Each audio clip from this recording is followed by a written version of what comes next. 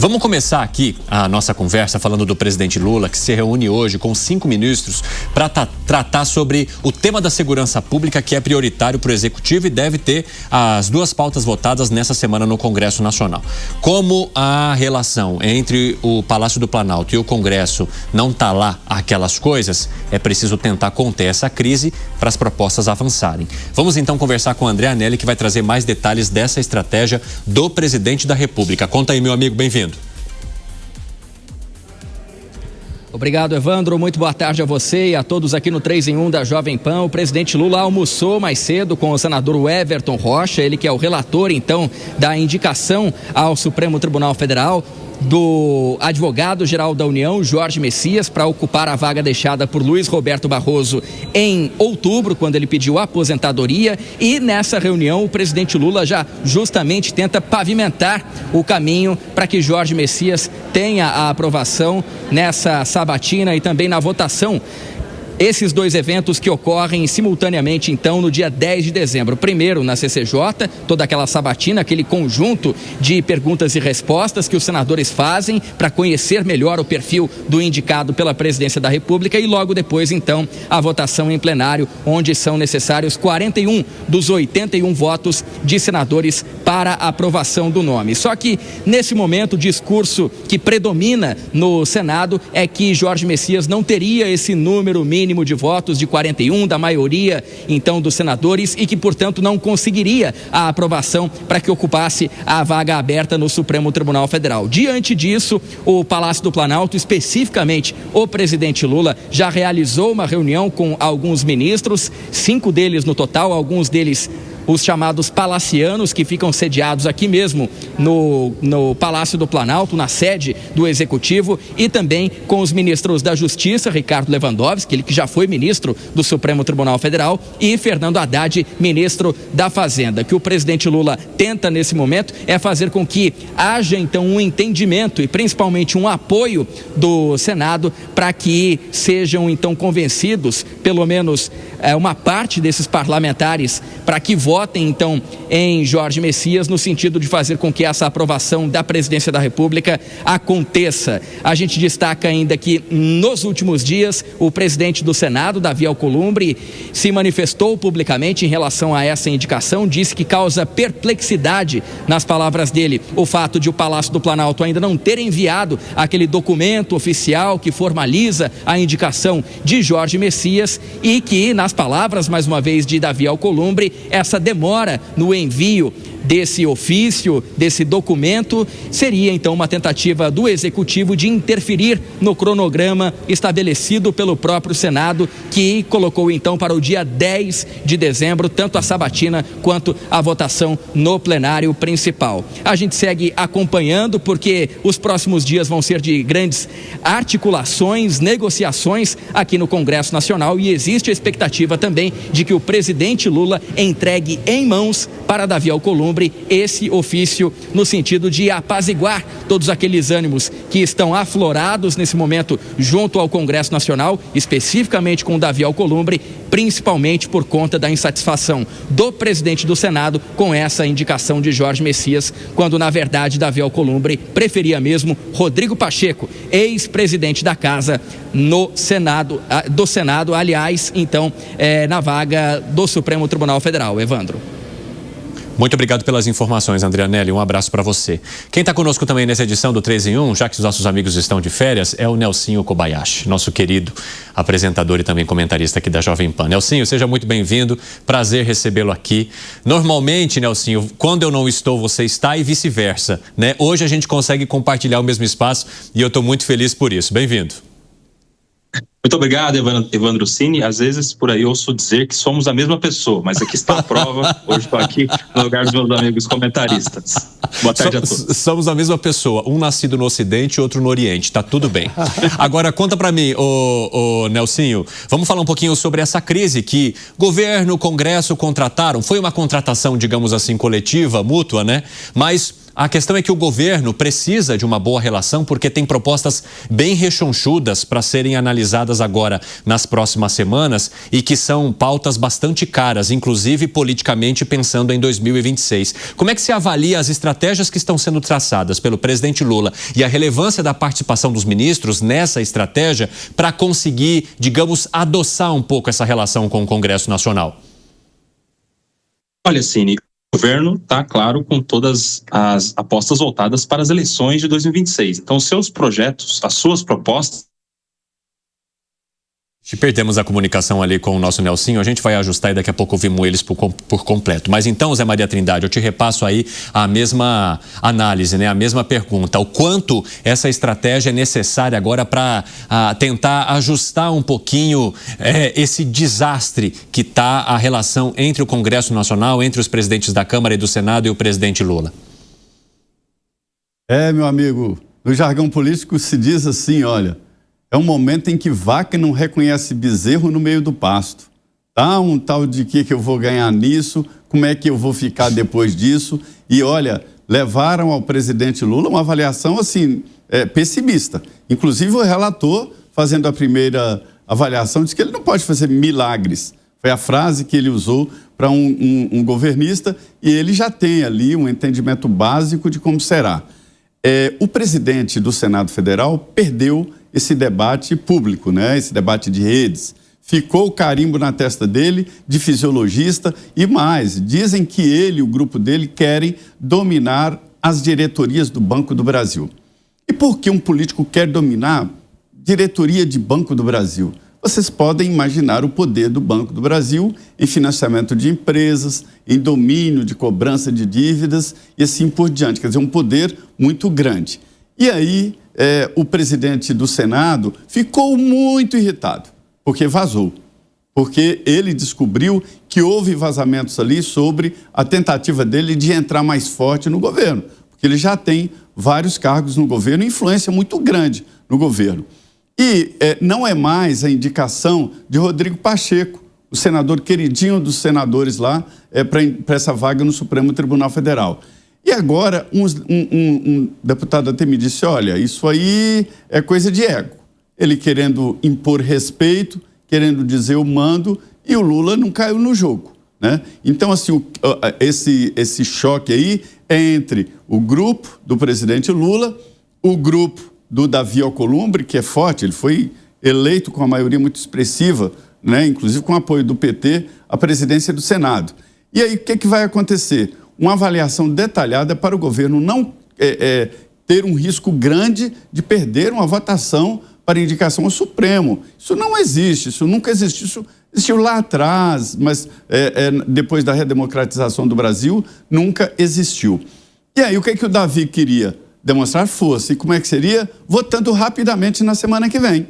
Colocaria em votação e pronto.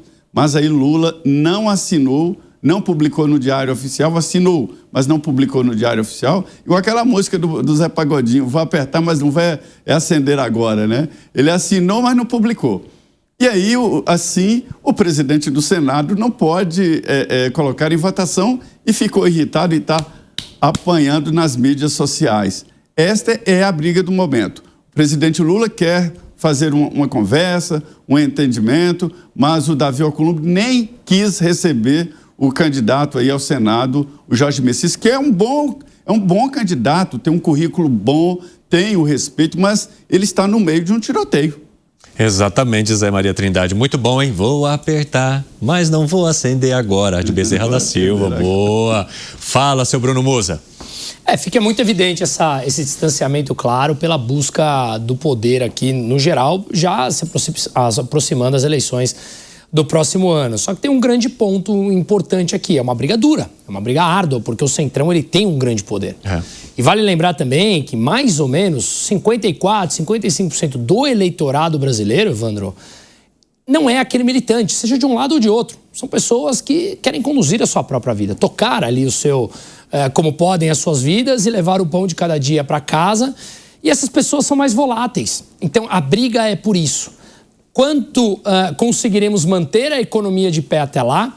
Quanto eu terei ainda do caixa já completamente apertado e deteriorado para distribuir de benefícios extras ou subsídios para angariar voto, que prejudicará o problema ainda mais lá na frente, versus o outro centrão que quer agora controlar por um lado, mas por outro lado também faz tudo para prejudicar o governo. Só que ao prejudicar o governo, quando ele libera aqueles gastos de 24 bi com aposentadorias especiais, na semana passada também, quando ele promoveu aquele gasto adicional de mais de 20 bi, ele na verdade está deteriorando as contas públicas, que prejudica a população.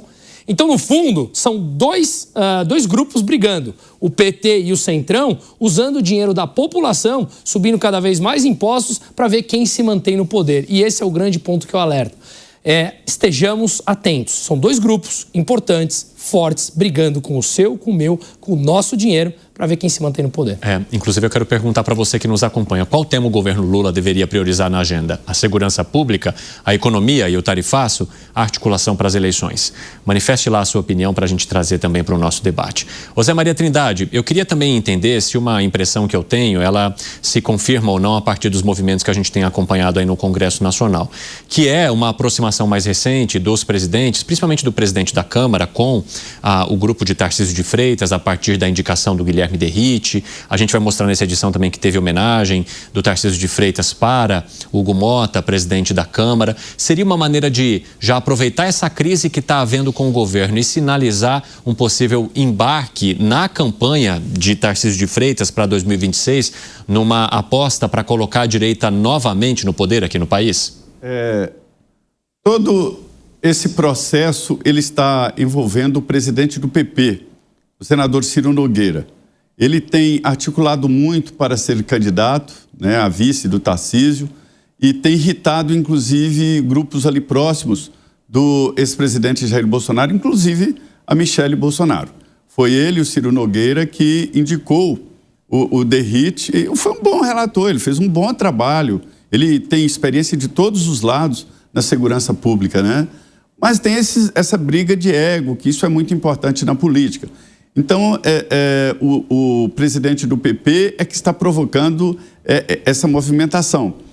O presidente da Câmara, Hugo Mota, e o presidente do Senado, o senador Davi Alcolumbre, eles jogam muito juntos. O retrato mesmo foi na derrubada dos vetos do presidente Lula, aquele projeto ambiental, e também na renegociação das dívidas com os governadores. Aquela queda foi muito importante e teve pouco destaque, né? Facilitou muito para os estados e mais buraco para a União, né? E ali eles, olha, mãos dadas e tal, na presidência do Congresso. O Congresso Nacional é a terceira casa. Nós temos 3 casas aqui. A Câmara dos Deputados, formada de deputados, o Senado, formada de senadores, e o Congresso Nacional, que é a formação de deputados e senadores no mesmo plenário, ao mesmo tempo. Nesse caso do Congresso, o presidente é o presidente do Congresso, o vice-presidente é o vice-presidente da Câmara. Primeiro secretário do Senado. Por que isso? Para não colocar na mesma mesa diretora, ou seja, subordinado, o presidente da Câmara.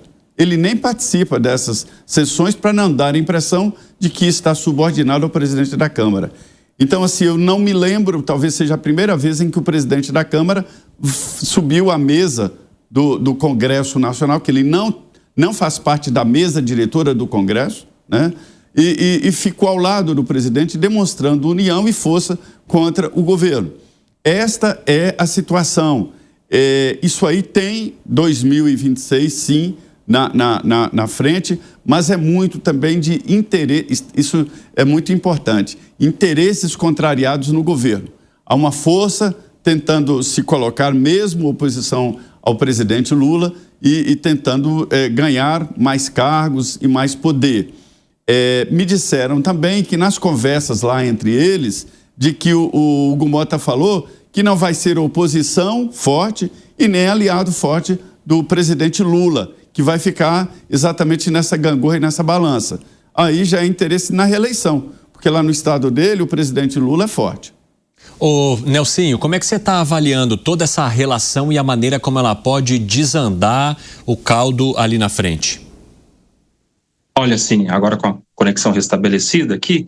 A situação é a seguinte: as eleições de 2026 já têm gerado resultados, inclusive na relação entre os poderes, aí, o executivo e o legislativo. Isso está muito claro, até porque tem muitos interesses envolvidos, principalmente por parte do Congresso Nacional. São muitas as lideranças partidárias, os líderes regionais, aqueles que dão as cartas nas mesas de negociação entre os líderes, enfim, eles têm interesses diversos para as eleições de 2026. E aí a gente está falando de partidos importantes. União Brasil teria desembarcado do governo com aquele símbolo da retirada dos seus ministros, a ordem, né, que foi dada ao Celso Sabino, que preferiu continuar com o governo Lula do que com o partido União Brasil, que está se juntando com o PP do Ciro Nogueira, agora muito bem retratado pelo Zé Maria Trindade. Ciro Nogueira, que quer ser vice de quem for o sucessor de Bolsonaro, mas tem muita dificuldade com aliados muito próximos, não só da família, mas o Silas Malafaia, por exemplo, é um desafeto público do Ciro Nogueira. Em troca dele não ser esse nome, ele tenta emplacar o Guilherme Derrite aqui na sucessão de Tarcísio de Freitas, se Tarcísio de Freitas for